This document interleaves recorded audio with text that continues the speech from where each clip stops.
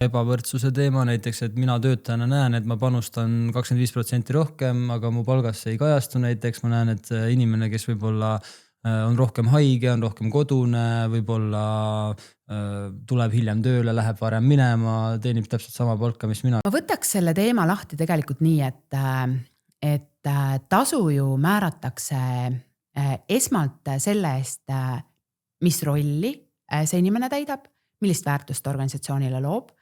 Ja töötaja ise saab seda mõjutada läbi oma tulemuslikkuse ja kompetentsi kasvu. Aga juht peab ju aru saama, mille eest on tasu määratud.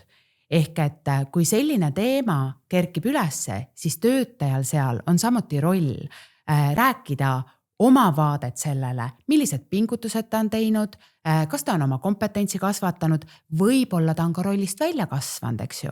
Aga kas meil ettevõttena on pakkuda seda rolli, milles tema võib-olla, mida tema oleks valmis täitma, see on küsimuseks.